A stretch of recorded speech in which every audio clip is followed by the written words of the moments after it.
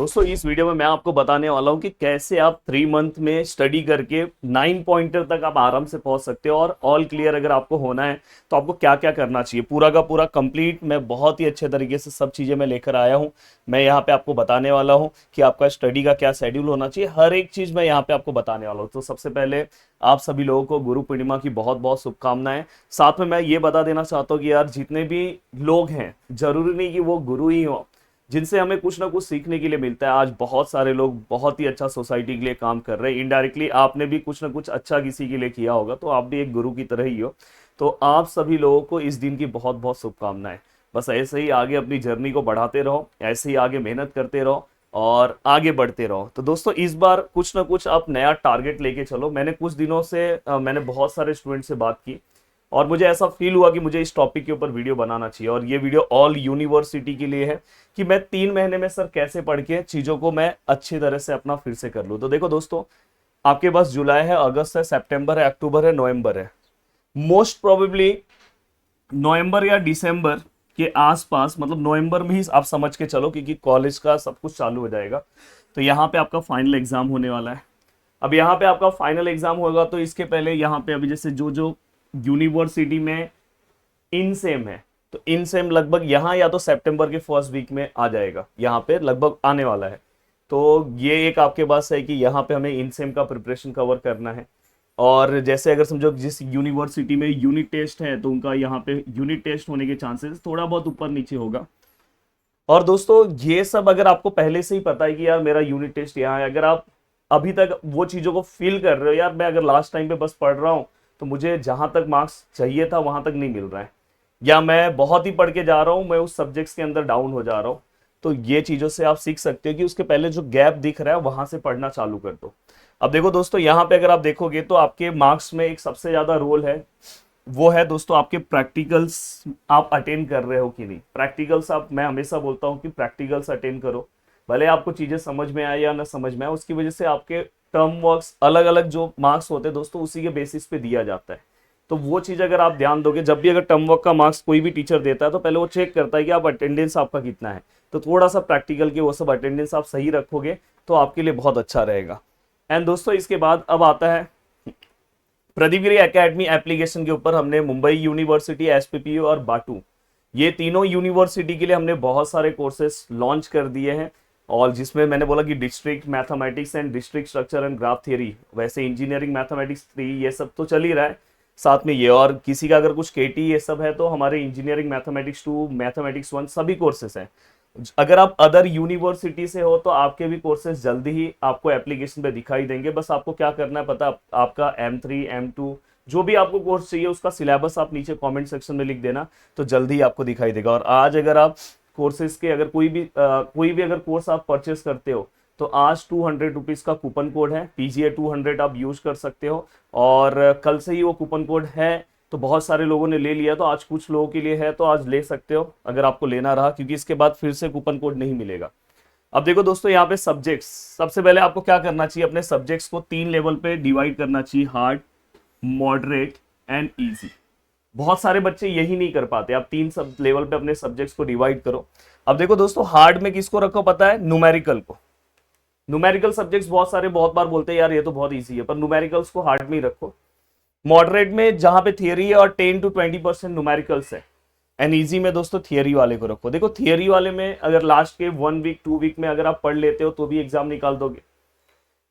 ये वाले में अगर आप लास्ट के 1 दिन में पढ़ोगे तो नहीं हो पाएगा, लास्ट के अगर 5 दिन में पढ़ोगे तो नहीं हो पाएगा। अगर आप मैथ्स लास्ट के 10 दिन में, आपने ऑब्जर्व किया होगा बहुत सारे लोगों ने, आपने पूरा का पूरा सिलेबस भी खत्म किया था तो भी मैथ्स में बैक लग गया। रीजन क्या था?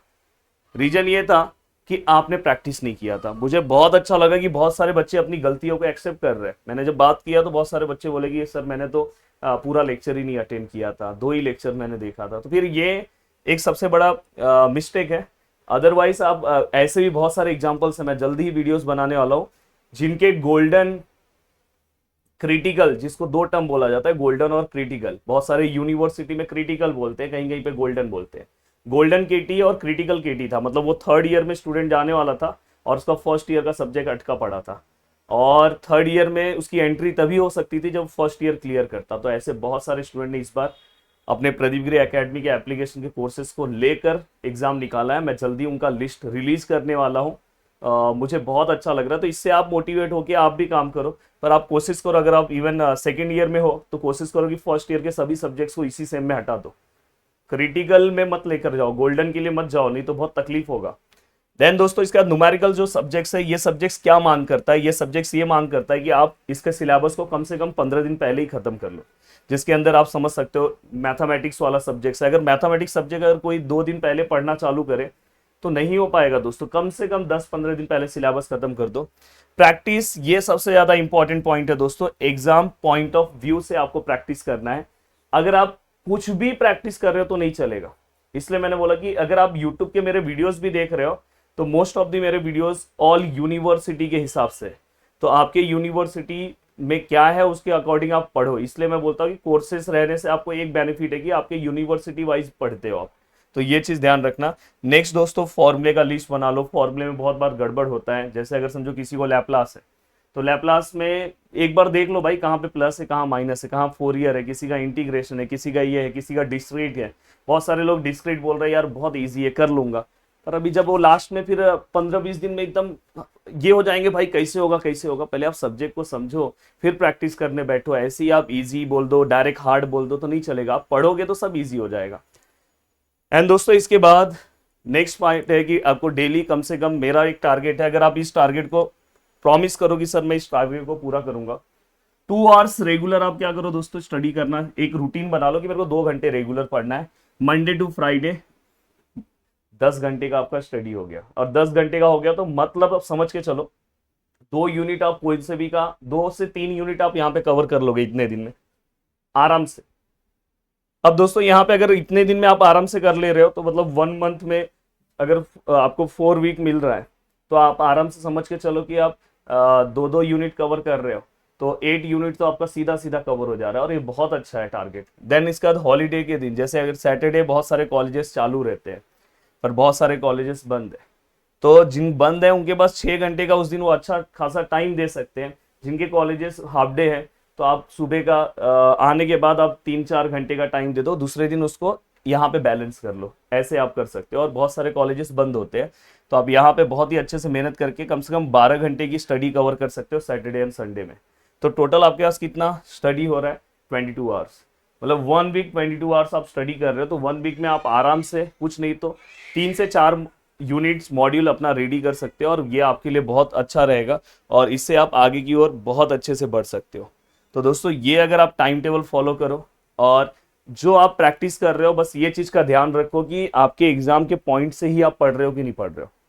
अगर आप अपने एग्जाम के पॉइंट से पढ़ रहे हो तो कोई दिक्कत नहीं है, नहीं तो फिर से वो चीज रिपीट ना हो। तो इसमें दिल और जान जितना भी है सब कुछ लगा दो, मेहनत करो, और अगर इस रूटीन को अगर आप फॉलो करते हो तो भी आप 9 पॉइंटर क्रॉस कर दोगे, ये मेरा वादा है। बस रेगुलर फॉलो करना है, नीचे प्रॉमिस करो। और भी अगर आपके जो क्वेश्चंस हैं आप नीचे मुझे पूछ सकते हो। वीडियो को देखने के लिए दिल से थैंक यू सो मच दोस्तों।